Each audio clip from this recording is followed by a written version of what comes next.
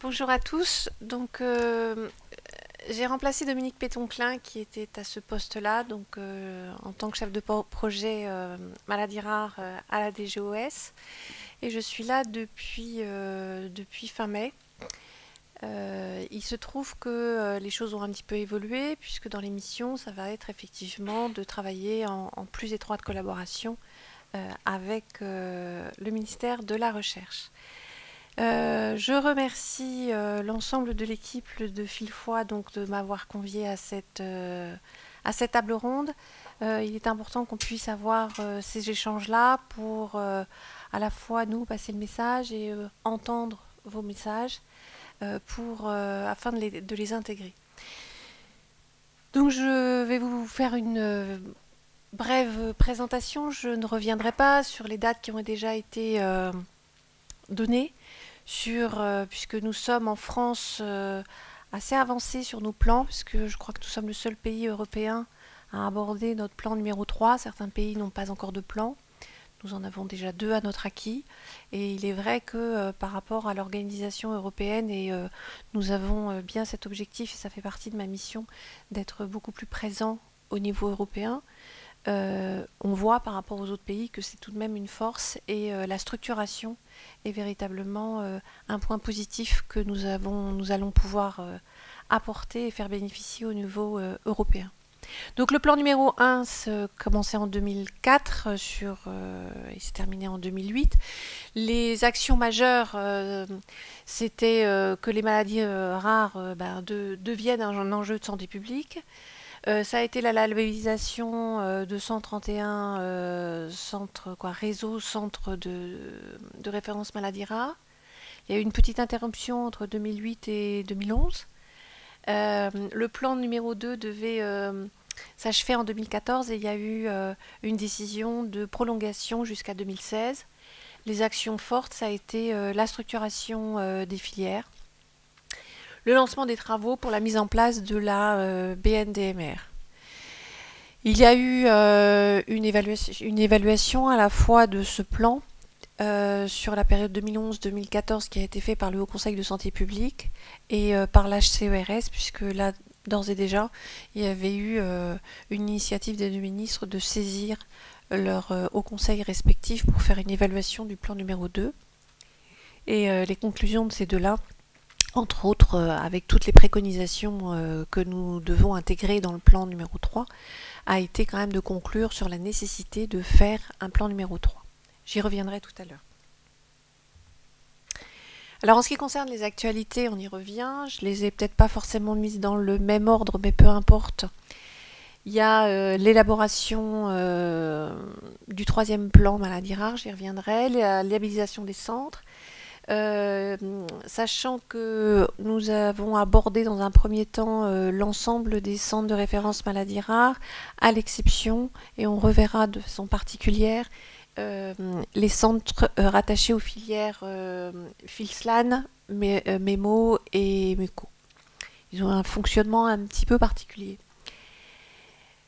Il y a le déroulement des plans d'action de santé maladies rares, puisque effectivement il y a eu une première phase lors de la mise en place de ces filières qui étaient toutes à peu près constituées entre début 2015. Certaines ont été constituées début 2014, certaines en cours d'année, et la vôtre, effectivement, elle était 2014. Il y a eu une première évaluation des actions, mais c'était un petit peu court en 2015, parce que certaines avaient, comme vous, peu de temps pour vous retourner.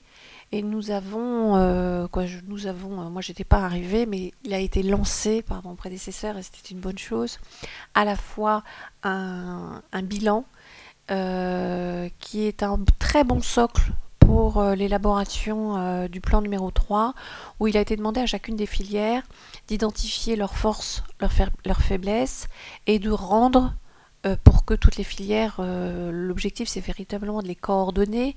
Chacune a ses spécificités, on les respectera, mais néanmoins nous avons des actions communes, donc elles ont été définies et elles ont été présentées tout à l'heure.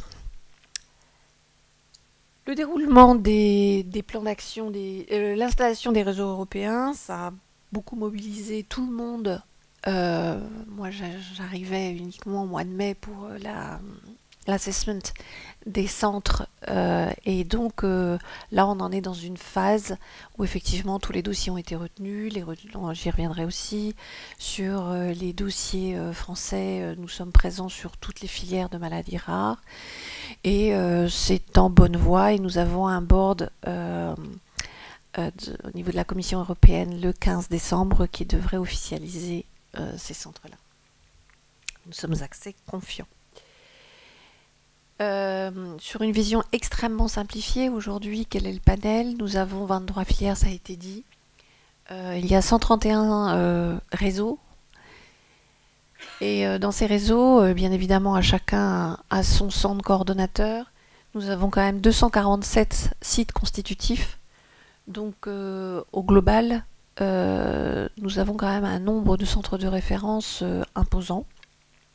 Et nous avons un nombre de centres de compétences qui n'a pas été, je dirais, bien suivi, puisque ça a été soit de l'autodéclaration, soit effectivement en 2004, il n'a pas été suivi. Donc en fonction des origines, nous estimons avoir entre 500 et 800 centres de compétences, d'où la décision de profiter de l'appel d'offres de labellisation pour avoir une liste claire. Et puis on avait identifié la problématique qu'avaient ces centres de compétences d'être pas suffisamment bien identifiés, bien repérés dans leur existence. Alors les textes récents, il y a les instructions de 2013 relatives à la structuration des filières. Je l'ai dit, je le redis, mais c'est véritablement un point fort au niveau français d'arriver, et on voit en ce qui concerne, on va faire le parallèle avec le nombre de RN. C'est vraiment une structure qui nous facilite la vie. Et qui est un exemple qui va très certainement être repris au niveau européen. Il a déjà été dans beaucoup de phases, mais c'est vrai qu'on a un petit peu, sur ce sujet-là, pas sur tous, mais sur ce sujet-là, un petit peu une expérience et une longueur d'avance, et on espère bien pouvoir faire profiter la structuration des ERN. Puisque nous les appelons filières, mais en réalité c'est de la coordination de réseau au niveau national, et les ERN sont des coordinations de réseau au niveau européen. L'instruction de janvier 2016, qui a, à mon avis, un poids important, et il est bien, là aussi, d'avoir été en capacité de définir clairement quelles sont les missions des uns et des autres. On peut toujours améliorer, on rebalayera cette instruction 2016 dans le cadre du plan numéro 3, sans doute, pour renforcer, mais pour le moment c'est une bonne base. Et c'est une bonne référence, et j'y reviendrai en ce qui concerne la définition de ce qu'est un centre de coordination, un centre constitutif et un centre de compétences. Et puis la fameuse instruction du 25 octobre 2016 avec effectivement des périples qui nous ont amené malheureusement à avoir une publication uniquement que le 20 novembre, mais pour le lancement de l'appel d'offres de la labellisation, et donc nous avons décalé la date compte tenu de cette publication un petit peu tardive, mais qui est liée pas que, mais entre autres. C'est vrai qu'il est bien de travailler en interministériel. Nous avons donc des phases un peu plus lourdes et à passer pour avoir une publication. J'en dirai pas plus. Alors sur les filières, pour revenir un petit peu sur une base de définition, parce que ça alimentera les discussions, je pense que l'on aura tout à l'heure. Donc elles ont été mises en place en 2014, je l'ai déjà dit. La couverture d'un champ large et cohérent des maladies rares, c'est-à-dire qu'effectivement cette approche-là, et véritablement on souhaite à ce stade, puisqu'elles sont encore nouvelles et elles sont encore jeunes, véritablement les consolider. Donc garder bien, et puis j'y reviendrai sur l'appel d'offres de labellisation, l'objectif c'est de garder ce qui marche et ce qui fonctionne bien, avant tout. Et ces 23 filières, c'est assez remarquable en un temps relativement faible, finalement, et court. de voir, et on le voit au travers des plans d'action et des évaluations qui ont été faites, il y a quand même beaucoup de choses qui sont faites. Alors elles avancent plus ou moins vite, mais globalement c'était relativement homogène. Elles ont une charge qui est parfois effectivement soit en nombre de pathologies, soit en file active différentes, mais pour autant, dans les grands axes de prise en charge, dans la coordination de la recherche, ça avance à peu près dans le même sens. Donc elles ont deux objectifs, hein. Favoriser la lisibilité de l'organisation. On y reviendra dans le plan numéro 3 sur la problématique de l'errance diagnostique, hein, et de l'errance même tout court, on pourra dire.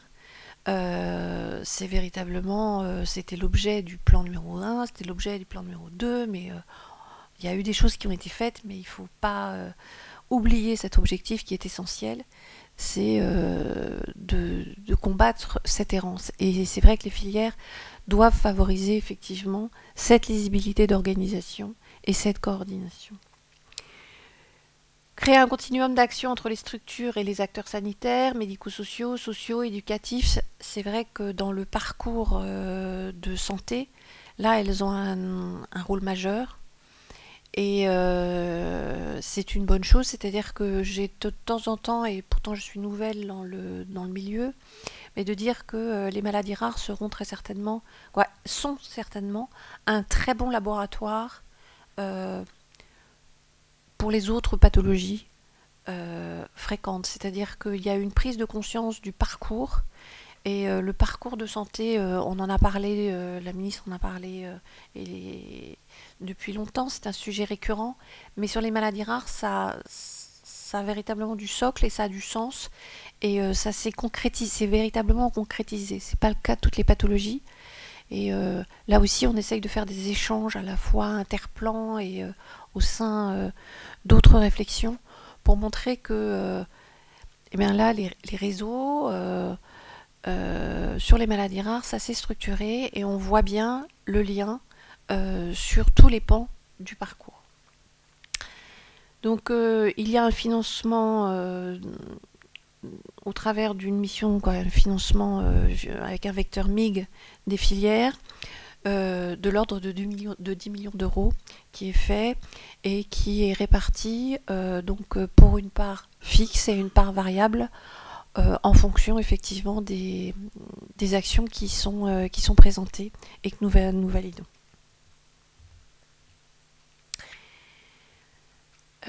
Impulser les actions, alors ça je ne vais pas reprendre en détail, de toute façon vous aurez ma présentation, je vous ai pris quelques exemples sur ce qu'il y a derrière de façon concrète sur l'action impulser, coordonner les actions visant à améliorer la prise en charge des personnes malades.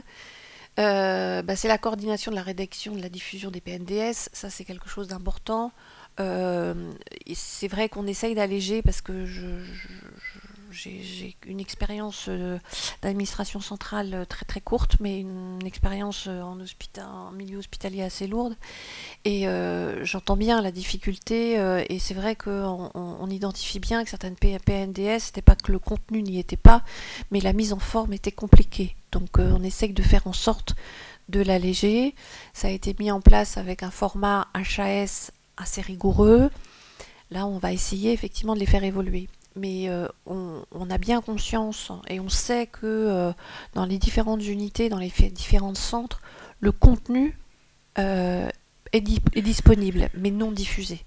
Donc il faut arriver à accompagner ça, et on a demandé aux filières effectivement d'aider à cette mise en forme de PNDS, parce que c'est dans là aussi pour combattre l'errance, si on a ces PNDS, on pourra homogénéiser les prises en charge. La mise en place de la BNDMR, alors ça on va s'y attaquer, il se trouve que on renforce un petit peu l'équipe en interne ministère pour arriver à renforcer ça. Moi, je ne vous cache pas que j'ai été notamment recrutée par Anne-Marie de Saxé, en dehors du fait que j'avais travaillé avec elle pendant 5 ans. C'est effectivement pour impulser un petit peu un pilotage en mode projet de cette affaire-là, parce que elle n'est encore pas sortie de terre. Et c'est bien dommage, parce que c'est un objectif ambitieux et nécessaire. Alors, c'est vrai qu'on a des difficultés au niveau national. Nous avons des dossiers patients informatisés qui sont jamais les mêmes en fonction des établissements, des éditeurs à embarquer. Néanmoins, là, on a repris à tâche avec l'équipe de Rémi Choquet qui a été déléguée par le ministère, puisque cette mission de développement technique et d'accompagnement de la BNDMR a été déléguée par le ministère à l'AP, à PHP. Et donc c'est Rémi Choquet qui anime cette équipe. Et donc on a mis un peu plus là ces derniers mois un peu plus de moyens pour arriver à être en capacité. L'objectif que j'ai donné est très clair, c'est que les premiers jours de 2017, on a un calendrier clair. Et après, on avance. Le mieux est l'ennemi du bien. Et que le dataset minimum, là maintenant, il est défini. Donc, il manquera des champs, clairement. Ben, on les mettra après, mais au moins, on démarre. C'est vrai qu'il y avait une phase nécessaire sur une nomenclature. Orphanet, donc, qui était une bonne base, mais sur la transposition telle qu'elle était il y a encore quelques mois était trop compliquée.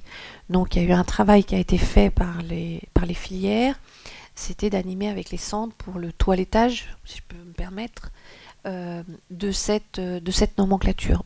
À un moment, il va falloir dire, bon bah, cette nomenclature c'est celle-là, et puis on la fera évoluer après.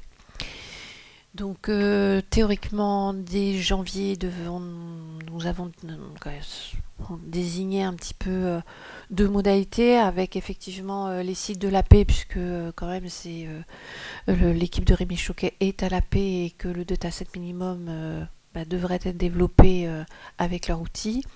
En attendant, et c'est ce que vous avez dit, il y avait Semara qui était individuel, qui correspondait pas à tous les champs et qui aurait posé quelques problèmes dans les suivis épidémiologiques et intégration.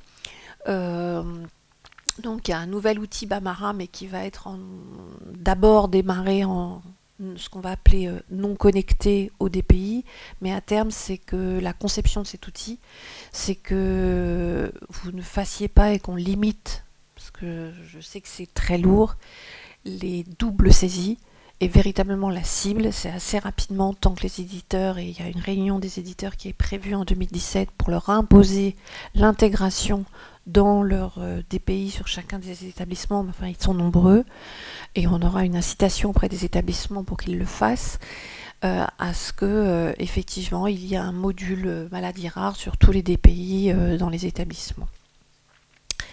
DPI dossier patient informatisé, c'est votre dossier. C'est votre dossier médical classique, voilà. Voilà. Et pour vous ayez à éviter de ressaisir l'identification du patient, etc. Mais que vous ayez qu'un outil, parce que là aujourd'hui ils sont multiples. Donc là, bon, on va démarrer avec un Bamara non connecté, mais la passerelle. Et là aussi, on doit avoir un calendrier pour que les passerelles d'intégration se fassent assez rapidement. Favoriser la mise en place des RCP au niveau national. Alors, là aussi, bon, il se trouve que l'approche des RCP, on voit bien la problématique des maladies rares, c'est vrai pour les RCP, mais c'est vrai pour la télémédecine et c'est vrai pour plein d'autres choses, c'est qu'on a abordé beaucoup de sujets avec des déploiements régionaux. Or, les maladies rares, c'est pas un développement régional, et notamment quand on parle de régions administratives telles qu'elles sont définies aujourd'hui, même si ce sont des grandes régions. Et donc, on voit que chaque établissement a des RCP, mais sans quasiment aucune interopérabilité, avec de grandes difficultés à connecter ça. Donc là, on est en train de réfléchir à imaginer effectivement d'homogénéiser des RCP toutes maladies rares confondues, et il y a un travail qui va avoir lieu courant 2017. Il se trouve qu'il y a la filière Marie qui a déjà travaillé à ce sujet pour essayer de faire en sorte que les RCP aient du sens. Aujourd'hui, les échanges de recours, on sait bien, ont lieu, bien évidemment. La problématique, c'est qu'ils sont souvent faits de façon non sécurisée, non tracé et non opposable. Donc là, il faut véritablement que l'on fasse un effort pour arriver à vous apporter une solution pour être en capacité, dans le cadre des nouveaux réseaux qui vont être définis dans l'appel d'offres, pour que les RCP puissent réellement être organisés. Optimiser la transition enfant-adulte, donc là vous en avez parlé, vous y travaillez.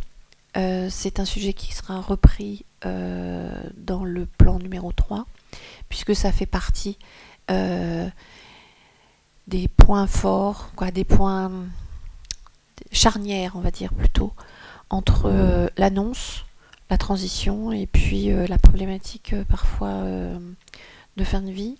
Mais c'est vrai que la transition enfant-adulte est compliquée et on voit qu'elle est difficile à passer. Donc là, j'y reviendrai sur les axes du plan numéro 3, mais c'est un sujet qui sera traité dans le plan numéro 3 parce qu'il n'a pas été résolu dans le plan numéro 2, même si des réflexions ont démarré.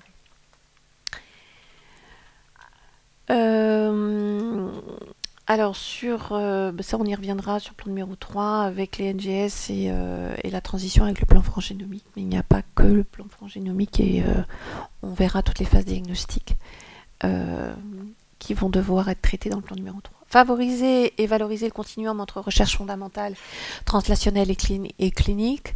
Donc là, effectivement, sur les filières, on a donné des moyens cette année sur l'ensemble des filières pour qu'ils puissent avoir des chargés de mission, certains chargés de mission, d'autres ingénieurs recherche, peu importe, c'est véritablement pour aider les centres à avoir un bon lien avec les laboratoires, à élaborer leurs projets et être informés déjà de tous les appels à projets.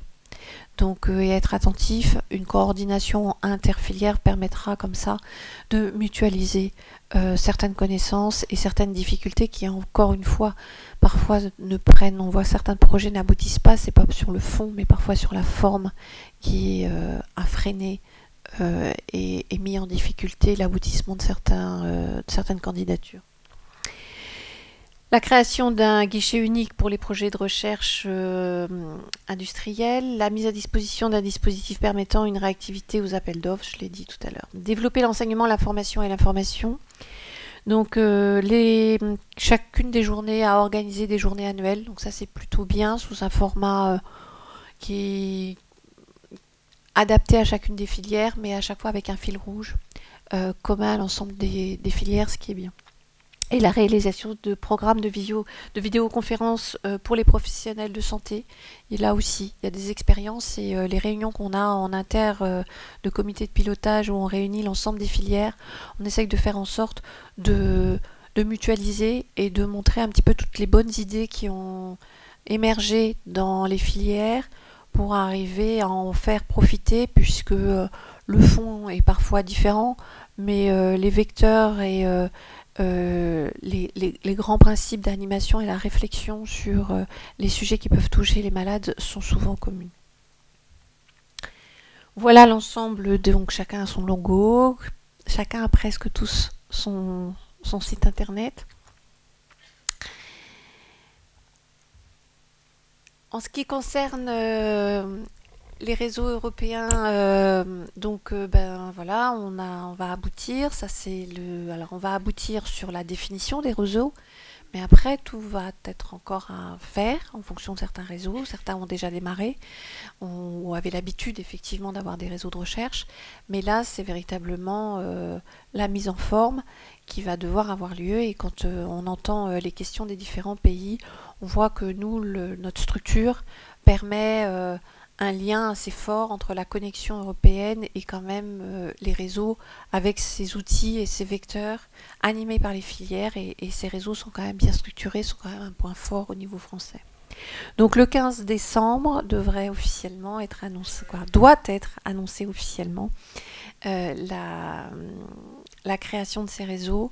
Sur les réseaux sur lesquels vous êtes, effectivement, les échos que j'en ai font que ça ne devrait pas poser de problème. Et c'est pas véritablement sur les maladies rares qu'il y aura des problèmes, c'est plutôt, a priori, peut-être quand il y aura débat sur certains réseaux cancers rares. Enfin, nous, à notre niveau français, nous ne nous opposerons nullement à la mise en place de ces réseaux. Voilà la liste de tous les réseaux. vous voyez, je vous le présente en rose, ce sont les réseaux qui sont portés par des équipes françaises. Mais on voit bien le parallélisme entre ces réseaux européens et nos filières. Alors il y a certaines filières qui sont effectivement présentes sur plusieurs réseaux, parce que on sait par exemple, entre l'endocrino et le métabolisme, il y a des ponts, c'est deux filières, mais il y a des ponts, et on les intégrera. Mais donc sur l'ensemble des réseaux, il y en a 24, mais dédiés aux maladies rares, il y en a 20. Et donc, il y a sur ces 20 réseaux européens, il y en a 4 qui sont portés par des équipes françaises. Sur les cancers rares, il y en a un qui est porté par une équipe française.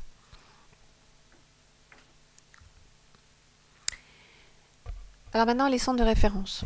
Donc l'organisation, mais ça vous le savez, je vais y revenir. Ils peuvent être monocytes ou multisites. Monocyte, c'est un site, il y a un site, le site unique, c'est le coordonnateur. Multisite, c'est-à-dire qu'il y a un coordonnateur et des constitutifs. Et effectivement, ces deux niveaux sont financés par une MIG. Et j'y reviendrai aussi parce que je pense que ça fera partie de vos questions sur les modalités de répartition de cette MIG. Leurs missions, elles sont communes. Mission de coordination, mission d'expertise, de recours, de recherche, d'enseignement et de formation. Avec le coordonnateur qui porte principalement les missions de coordination, mais qui peut déléguer en fonction de son organisation, et toute liberté lui est laissée de coordonner, de déléguer certaines missions de coordination à ces centres constitutifs. En tout état de cause, ces CRMR, ce sont des réseaux, et des réseaux qui embarquent également les centres de compétences.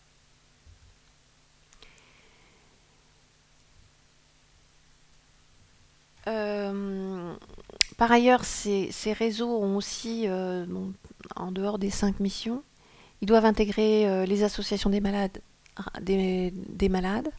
C'est vrai que le lien se fait et recoordonné à un autre niveau filière, mais chacun des CRMR doit avoir cet objectif-là. Définir des actions d'information et de communication dédiées à son réseau, entre autres le déploiement des RCP et des outils de télémédecine qui ne sont pas encore développés là non plus, et dans la pratique, même si parfois on se targue d'avoir une bonne évolution numérique, je connais les difficultés pour arriver à se connecter dans certains hôpitaux, c'est-à-dire que c'est vrai que les firewalls ont des avantages, mais parfois aussi des inconvénients, et c'est vrai que la télémédecine, c'est un vain mot parfois dans les maladies rares, et là, comme moi je mesure bien l'accompagnement, et il va falloir effectivement se faire un peu mieux connaître dans ces projets de télémédecine pour que les maladies rares soient mieux considérées, parce que là pour le moment c'est une approche très régionale, peu adaptée aux maladies rares. Et des objectifs et régies, des plans d'action ainsi que des organisations de ces activités. La mission d'expertise, pour revenir sur les différentes missions, donc les RCP j'en ai parlé, les PNDS c'est important, il y en a, dernier recensé il n'y en a que 26, il est dommage quand même que nous n'ayons pas davantage, et donc nous avons dans le financement des filières demandé à ce qu'il y ait des chargés de mission qui aident à sa rédaction pour qu'on puisse réellement faire un bilan 2017 un peu plus positif, avec des PNDS qui soient à la fois mis à jour, mais qui soient plus nombreux. Les recueils épidémiologiques de la BNDMR, j'en ai parlé. Les missions de recours des CRMR, donc là aussi, je mesure effectivement que sur le recours, c'est une mission importante. Maintenant, il faudra effectivement déployer les outils, mais il n'empêche que c'est quand même une mission essentielle.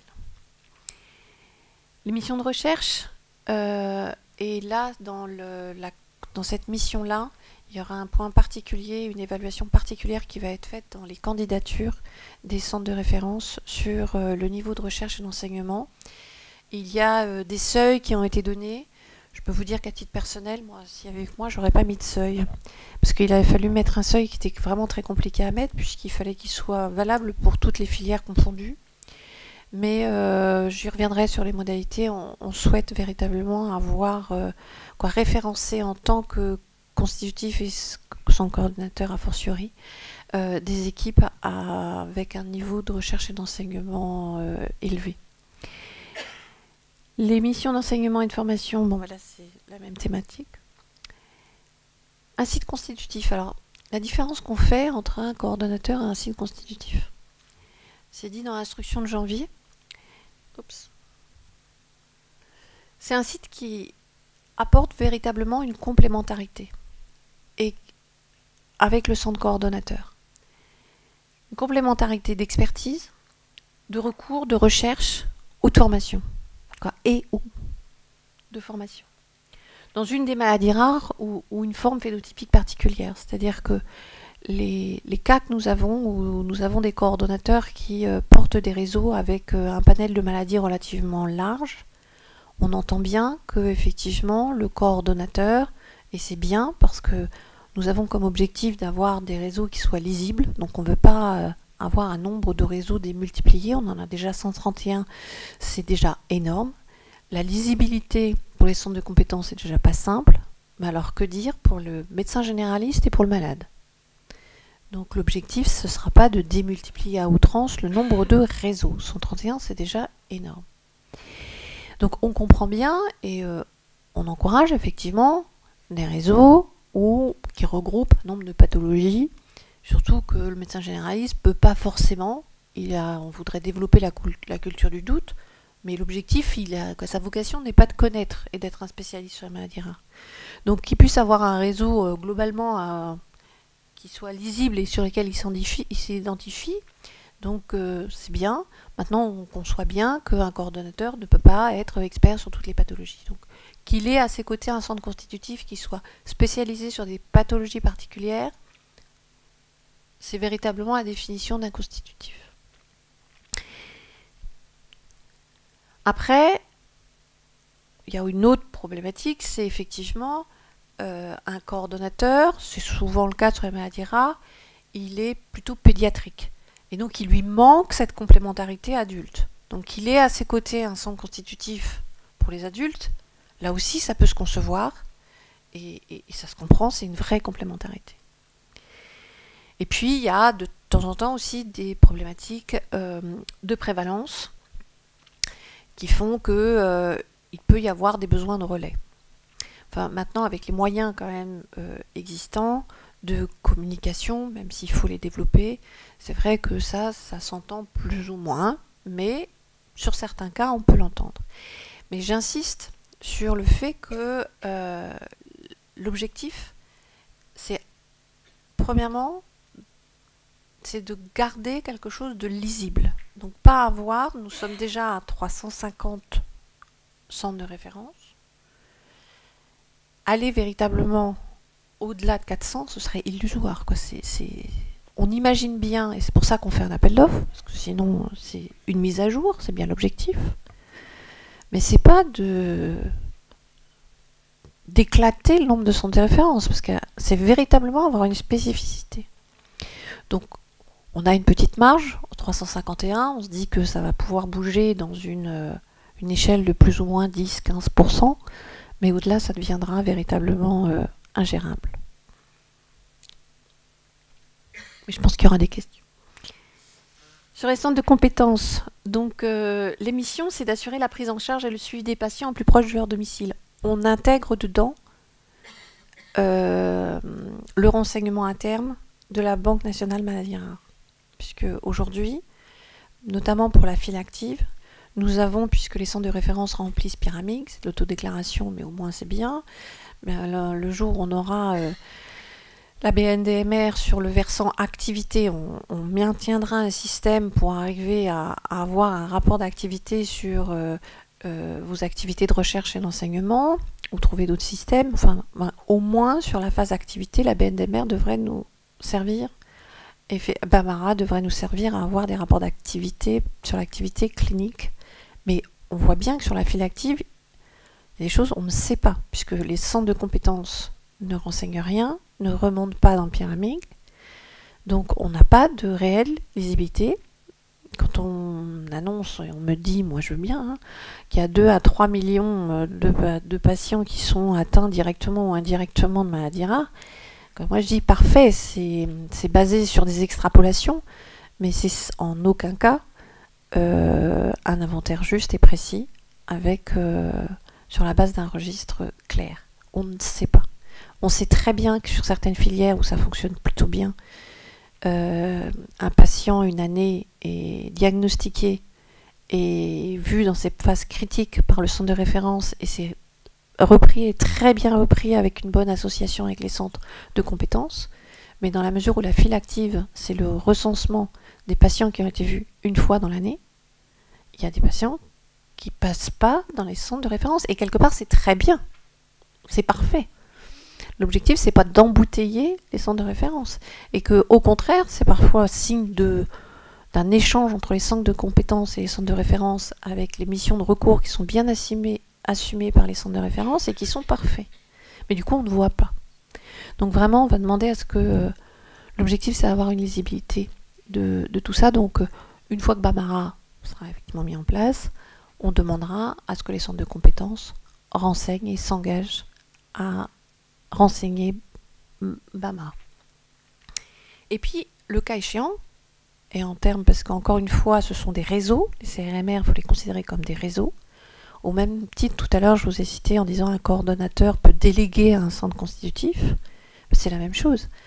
Des centres de compétences peuvent avoir certaines délégations.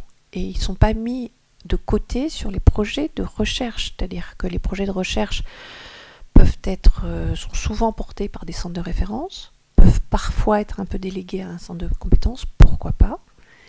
Mais ils participent, et en ce qui concerne les inclusions, puisque l'objectif, et ça va être c'est ce qu'on attend, et c'est l'ambition de la BNDMR, c'est d'arriver à améliorer nos taux d'inclusion dans les projets. Ils sont véritablement acteurs, parce que c'est eux qui ont les patients et vont pouvoir inclure leurs patients.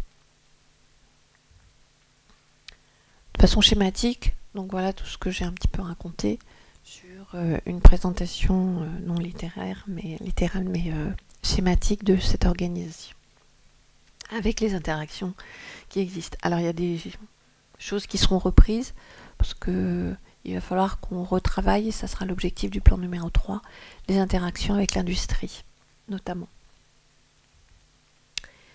Voilà une photo des 23 filières. Donc représentées en rouge sont le nombre de centres coordonnateurs, et en bleu, le nombre de centres constitutifs par filière. Alors ça, c'est en nombre de sites. Aujourd'hui, on n'a pas les centres de compétences, donc je ne peux pas vous les mentionner. Et là, c'est la file active. Donc, on a une relative correspondance entre le nombre de centres, et c'est bien, et la file active. Alors maintenant, nous abordons le 3e plan maladie rare, qui a été... préconisations qui ont été faites par le Conseil de santé publique, la HCERS aux 2 ministères, c'était que c'était de le lancer. Donc effectivement, ont été missionnés par et le ministère de la Santé, le ministre de la Santé et le ministère de la Recherche, 2 personnes qualifiées. Pour le ministère de la Santé, c'est Sylvie Audan qui est chef de service de génétique à Rennes et responsable de CRMR, et Yves Lévy en sa qualité de président d'Avisan.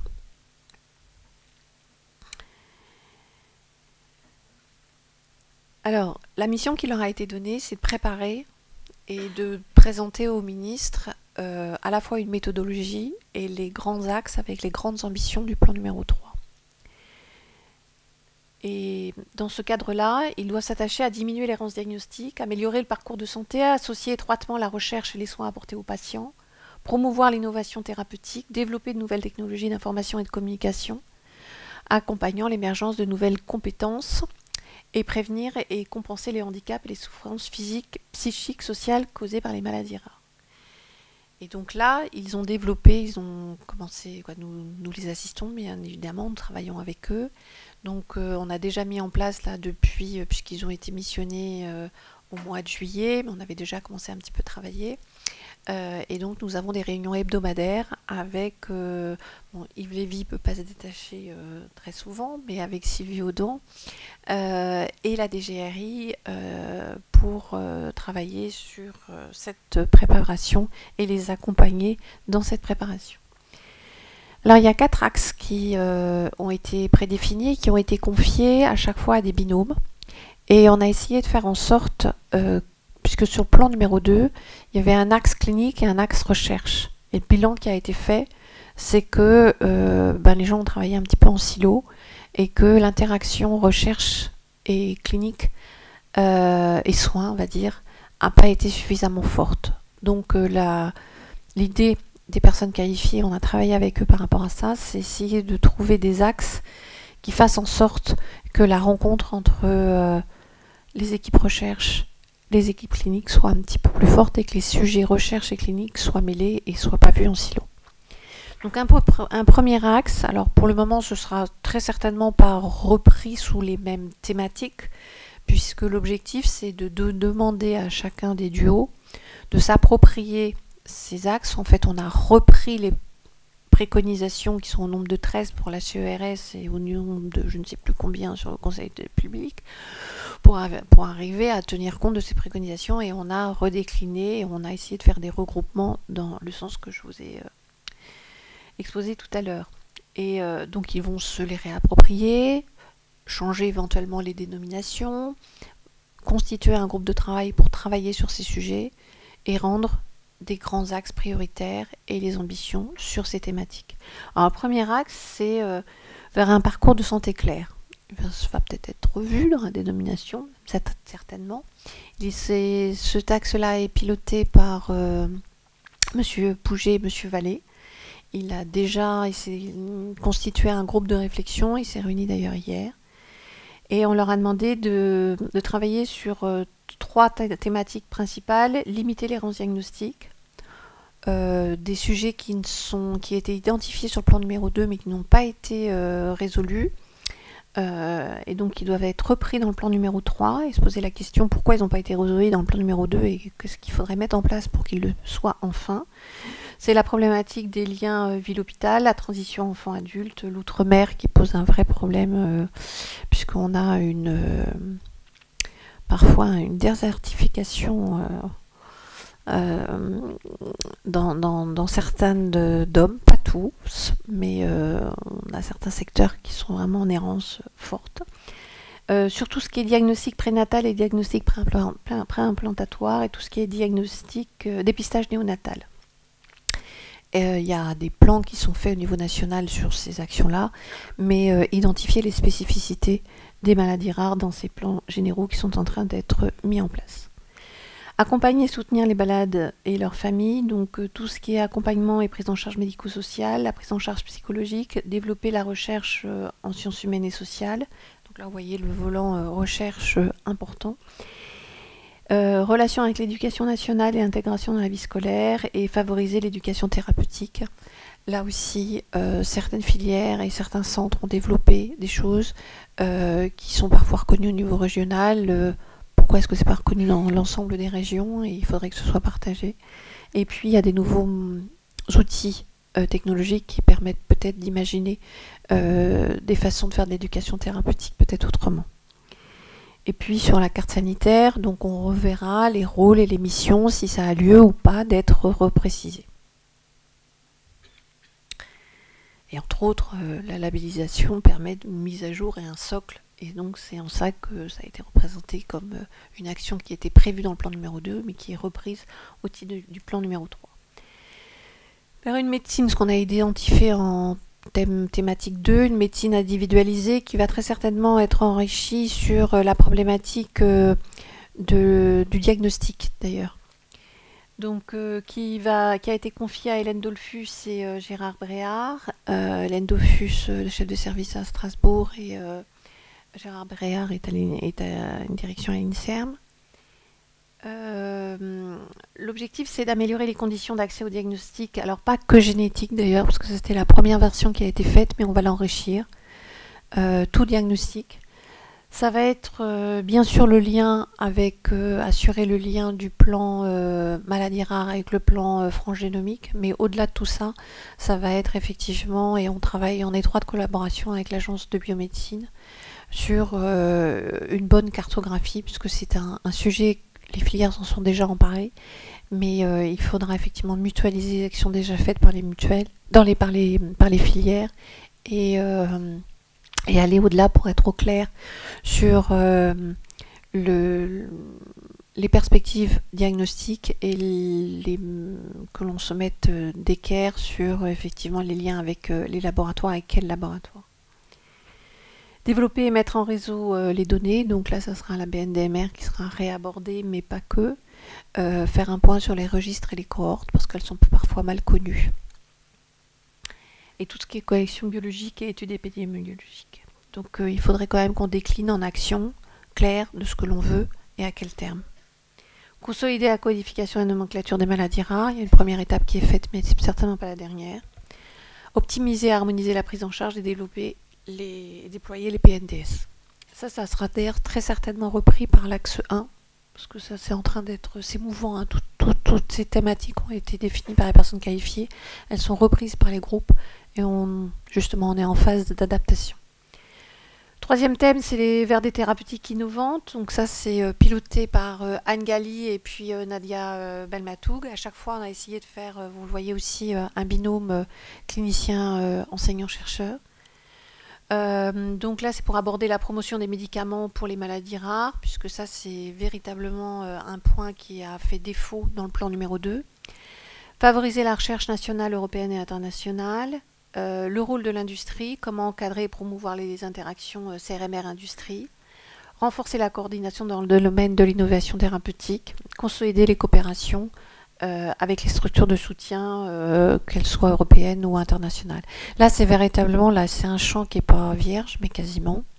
Il y a beaucoup à faire et beaucoup d'attentes sur cette thématique-là. Le dernier, c'est là on a regroupé tout ce qui est nouvelles compétences et développement technologique au service de l'information. Donc ça va être tout ce qui tourne autour de toutes les thématiques de formation et de nouveaux métiers professionnels.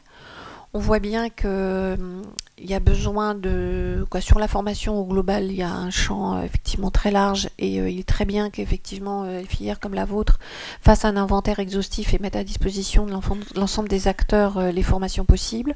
Ça, on les y encourage, mais au-delà de tout ça, il y a la problématique de formation dans les cursus universitaires, que ce soit médical mais paramédical, et qu'il faut intégrer sur la problématique du doute et de la formation particulière sur les médico-sociaux où on voit bien vos difficultés et c'est un des points d'achoppement sur la transition enfant-adulte de professionnels médico-sociaux qui parfois sont bien formés dans les équipes de pédiatrie et puis après on n'a plus le relais dans les équipes adultes.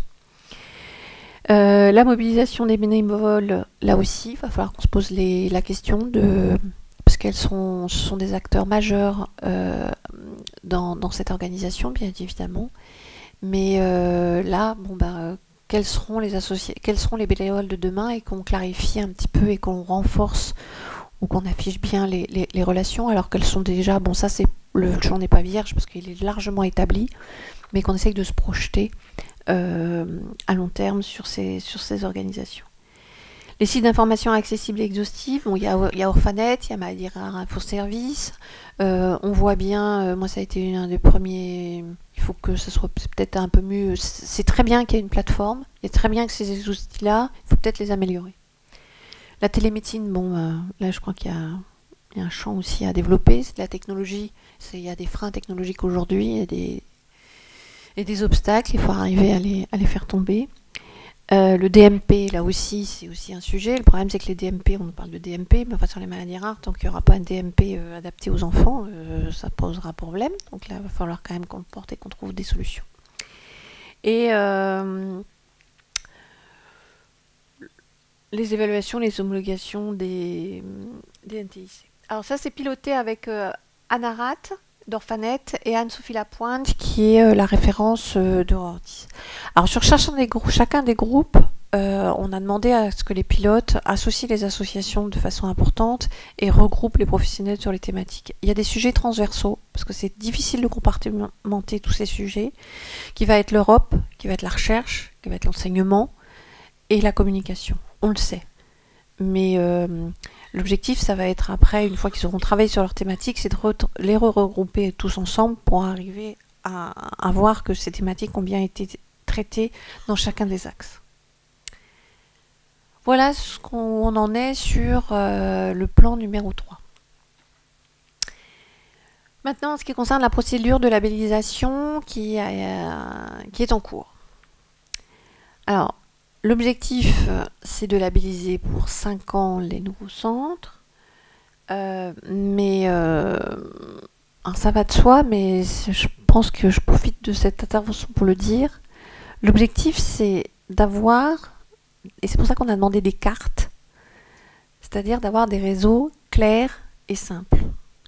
Et encore une fois, l'objectif, puisqu'on me demande de temps en temps, mais est-ce qu'on peut opérer et tout réorganiser?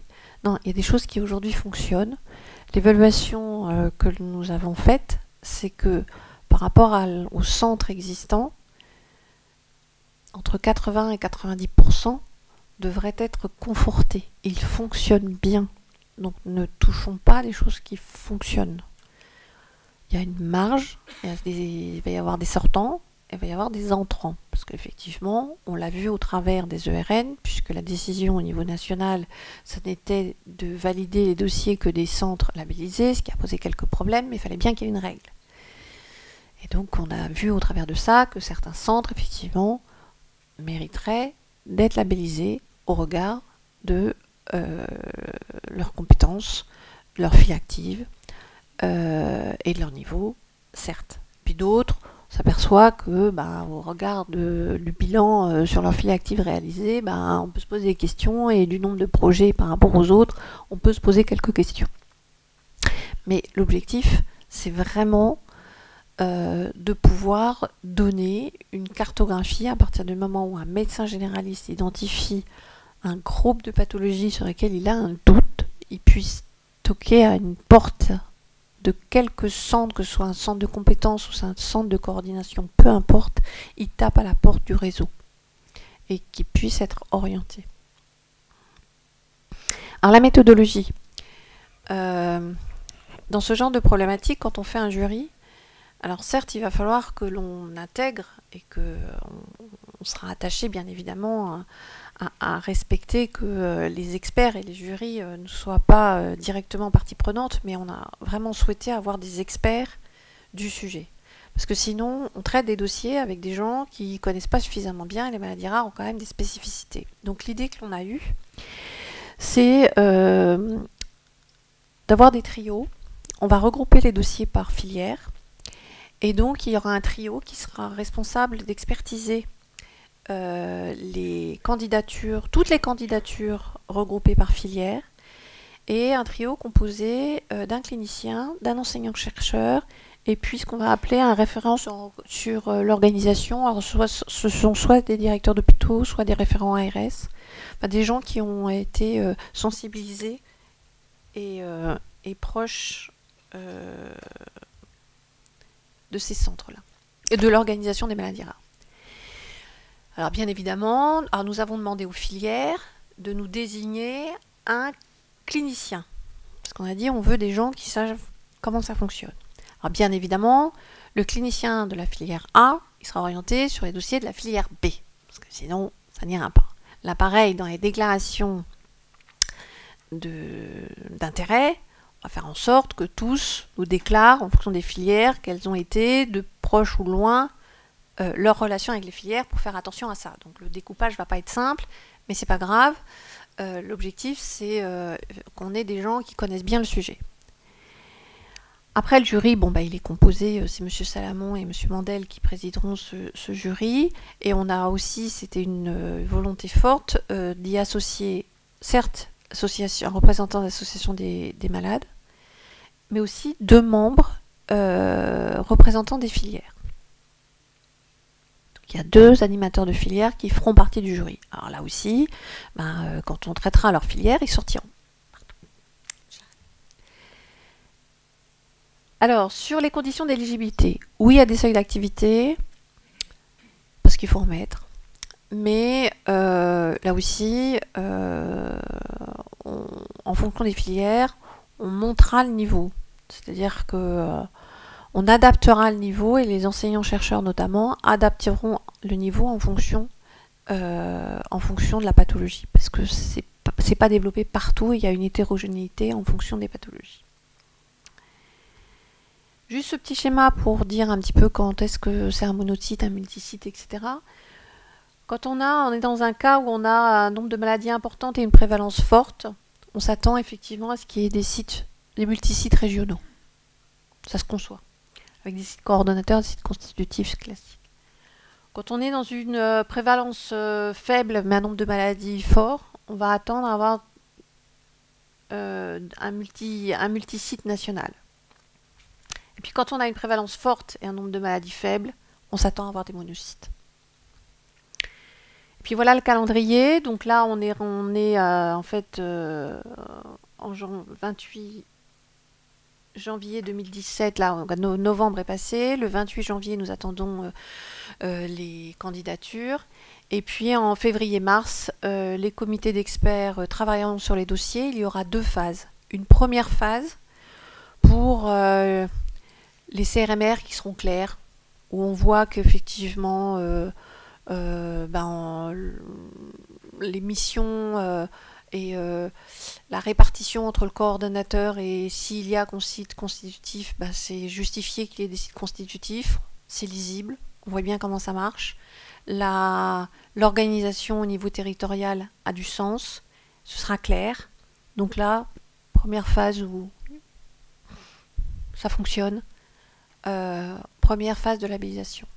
Puis il y aura les dossiers, parce qu'on sait qu'il y en aura, où on aura des CRMR qui se superposent, où on aura un nombre de constitutifs qui sera prohibitif et qui ne correspond pas véritablement aux missions, sur lesquelles c'est trop compliqué, et ce ne sera pas lisible.